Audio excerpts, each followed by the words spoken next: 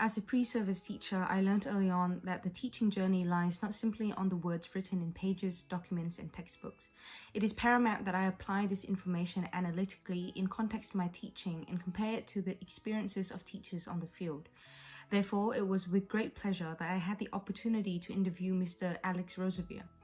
With 28 years in the education system as the head of Humanities and Social Sciences Department, member of the Political and Legal Educators Association's WA, and my Humanities, Politics and Law teacher for year 10, 11 and 12, he continues to be a mentor and a great role model of rich insights. My name is Hannah Nguyen, and this is Interview and Analytical Report on Developing Learner Capabilities, Developing Beliefs about Diverse Learner. Learner capabilities refers to the student's capabilities when they apply knowledge and skills confidently, effectively, and appropriately in complex and changing circumstances. The most crucial advice given to me in this interview about developing learner capabilities was to focus on an individual student and reflect on them. By understanding that each individual student's learning needs are a teacher's responsibility, it will ensure that all students will deserve the same education. This could be achieved through following the Australian Professional Standards for Graduate Teacher, a public guide and reference that lays out the professional knowledge, practice, and engagement which guarantees consistent and quality teaching practices.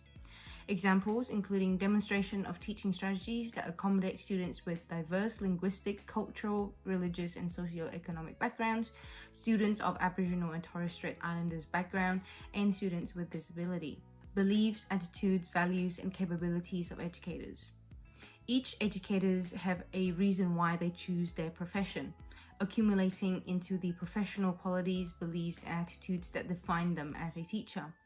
In Mr. Rosevier's resolute view, it is not your job to raise other people's children for them, it's the parent's job. While there is merit to his professional opinion, and I might not have all the answers as a PST, I know that I must remain critical where my perspective remain different. The Bronfen-Brenner model demonstrates that each repeated interaction with people and indirect relationship in the environment are influential to a student's life. This include microsystem, mesosystem, exosystem, macrosystem, and chronosystem. So, every relationship is contributing to the growing and raising of a child. Therefore, I think the most important quality for a teacher to bring to teaching is empathy. The belief that our role is beyond just teaching them the right formula for a test, and that we have the influence to teach students moral ethos and ethical values similar to a parent. However, this should come naturally in the positive attitude we bring to class, not through the additional responsibilities teachers are assigned, which will take them away from teaching. There is a desperate need to balance out the empathy in the workforce and the additional workload after class. If not, we risk the burning out of teachers who will lose touch with the connection they have with students and increase the already high percentage of 45% of teachers who leave the workforce after 5 years. It takes a village to raise a child, but the village shouldn't be made up of just teachers. That is how we get back quality teaching and end the exodus out of teaching. Reflective practice and professionalism.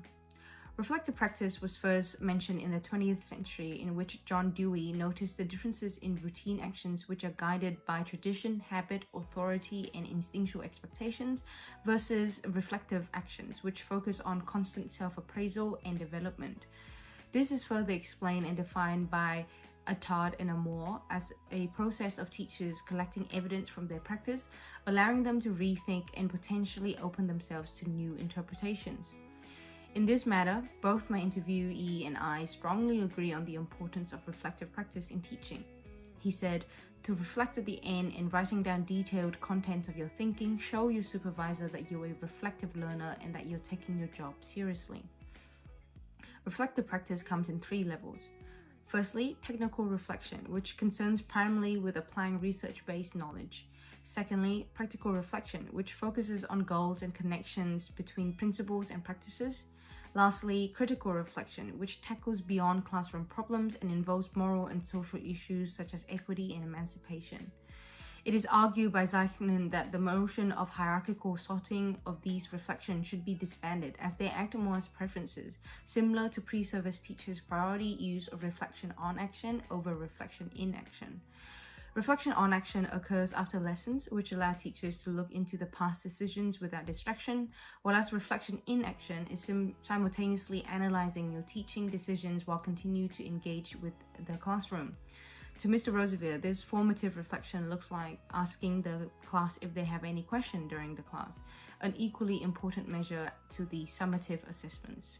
Most importantly, we must acknowledge that the reflection process is a cycle that requires teachers to be constantly present and consistently applying said practice. Through the reflective process, you come to understand that your class may be nice to you today, but they can be horrible to you tomorrow. The class may learn a lot today, but they can learn nothing tomorrow. And it could totally not be your fault, because you've got the class straight after mental recess or lunch when they were running around. That's what I meant by you having to reflect based on the time of the day, which day, and when. Policies and resources. A view commonly held by teachers is that there is not enough training for educators. As Mr. Rosie summarizes, teachers should be trained extensively in learning management as they are now required to be upskilled in a lot of sectors. Yet so many of these skills are expected to be learned on the job, which is why I think educational resources is incredibly important in supporting teachers in their journey. There are available websites that focus on mental health sector, such as Beyond Blue, which provide a great platform for teachers to support students when they are struggling mentally. Furthermore, there are training programs and information package accessible in Racism No Way website on how to deal with situations at school, such as bullying and racism. Another way for teachers to develop students' capabilities in class is by continuing to learn and adapt their teaching practice. When teachers work together to improve their practice, students learn more. This simple yet powerful idea is at the heart of effective school. This is the perfect opportunity to apply reflective practices in classrooms, such as filming yourself or using checklists while observing other teachers. When you're new to teaching, planning documents do not hurt. Regarding policies, it is important to understand your professional responsibility, which is clearly stated in the APST. Furthermore, always keeping up to date with active legislation such as the Disability Standard for Education 2005, allowing teachers to prioritize students' inclusive needs in teaching. Supportive learning environment. The way to create safe, supportive, and inclusive learning environment is by creating said qualities in the external environment that you can control, your classroom.